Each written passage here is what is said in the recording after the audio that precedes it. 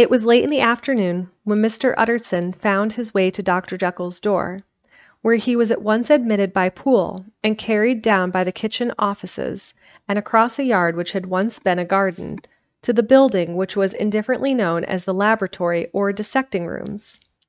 The doctor had bought the house from the heirs of a celebrated surgeon, and his own taste being rather chemical than anatomical, had changed the destination of the block at the bottom of the garden. It was the first time that the lawyer had been received in that part of his friend's quarters, and he eyed the dingy windowless structure with curiosity, and gazed round with a distasteful sense of strangeness as he crossed the theatre, once crowded with eager students, and now lying gaunt and silent. The tables were laden with chemical apparatus, the floor strewn with crates and littered with packing straw, and the light falling dimly through the foggy cupola. At the further end, a flight of stairs mounted to a door covered with red baize, and through this Mr. Utterson was at last received into the doctor's cabinet. It was a large room fitted round with glass presses, furnished, among other things, with cheval glass and a business table, and looking out upon the court by 3 dusty windows barred with iron. The fire burned in the grate. A lamp was set lighted on the chimney shelf, for even in the houses the fog began to lie thickly, and there, close up to the warmth, sat Dr. Jekyll, looking deathly sick. He did not rise to meet his visitor, but held out a cold hand and bade him welcome in a changed voice. "And now," said Mr. Utterson, as soon as Poole had left them, "you have heard the news?" The doctor shuddered. "They were crying it in the square," he said. "I heard them in my dining room." "One word," said the lawyer. "Carew is my client. So are you, and I want to know what I am doing. You have not been mad enough to hide this fellow." "Utterson, I swear to God," cried the doctor, "I swear to God I will never set eyes on him again. I bind my honor to you that I am done with him in this world. It is all at an end. And indeed he does not want my help. You do not know him as I do. He is safe. He is quite safe. Mark my words, he will never more be heard of." The lawyer listened gloomily. He did not like his friend's feverish manner. "You seem pretty sure of him," said he, "and for your sake I hope you may be right. If it came to a trial, your name might appear." "I am quite sure of him," replied Jekyll. "I have grounds for certainty that I cannot share with anyone. But there is one thing on which you may advise me. I have received a letter, and I am at a loss whether I should show it to the police. I should like to leave it in your hands. Utterson, you would judge wisely, I am sure. I have so great a trust in you." "You fear, I suppose, that it may lead to his detention?" asked the lawyer. "No," said the other. "I cannot say that I care what becomes of Hyde. I am quite done with him. I was thinking of my own character, which this hateful business has rather exposed."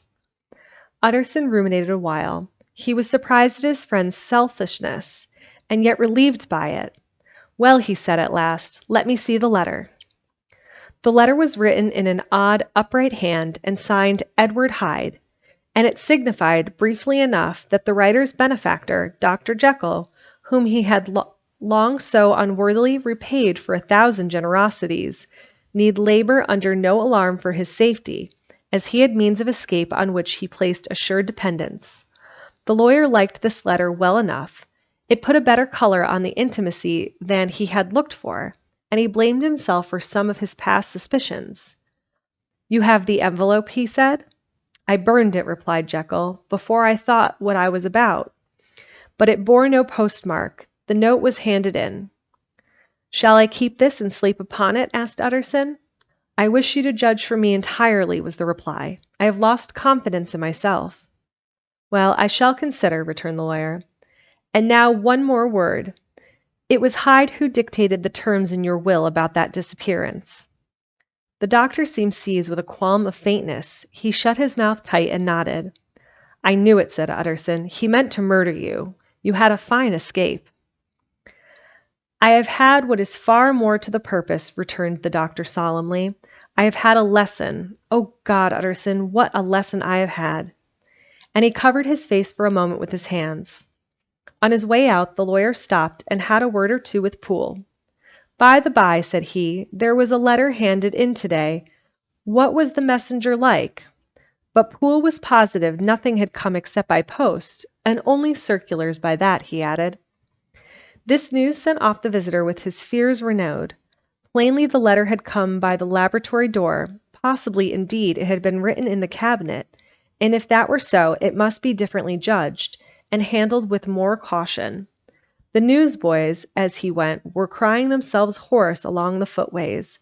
"Special edition! Shocking murder of an MP!" That was the funeral oration of one friend and client, and he could not help a certain apprehension lest the good name of another should be sucked down in the eddy of the scandal.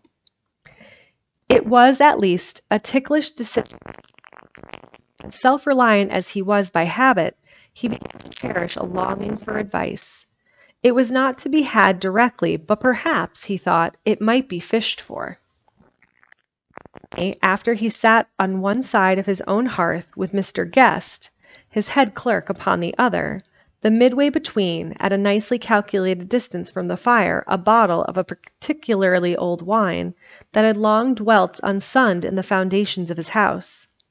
The fog still slept on the wing above the drowned city, where the lamps glimmered like carbuncles, and through the muffle and smother of those falling clouds, the procession of the town's life was still rolling in through the great arteries with a sound as of a mighty wind. But the room was gay with firelight.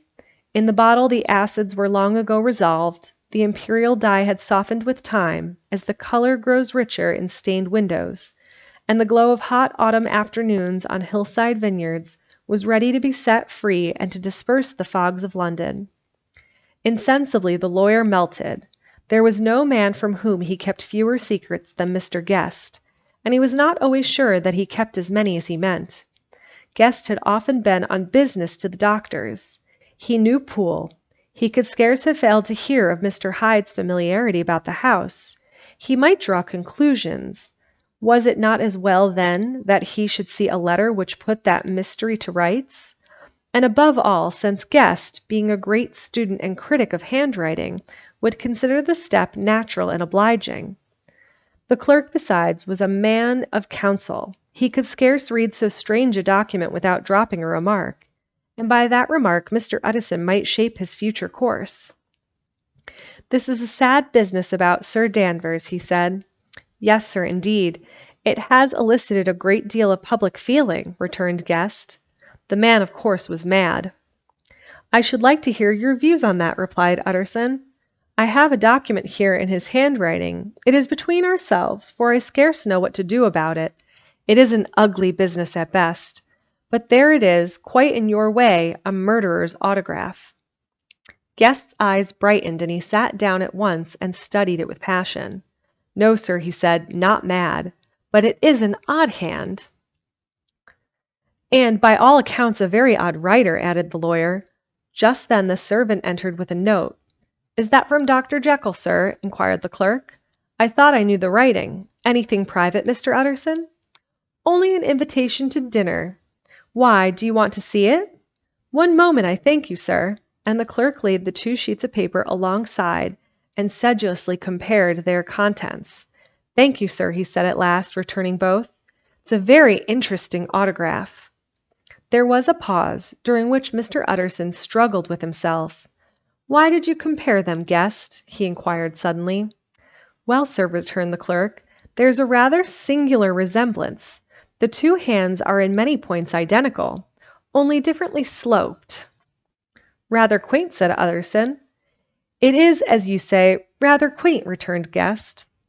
"I wouldn't speak of this note, you know," said the master. "No, sir," said the clerk. "I understood." But no sooner was Mr. Utterson alone that night than he locked the note into his safe, where it reposed from that time forward. What, he thought, Henry Jekyll forged for a murderer? And his blood ran cold in his veins.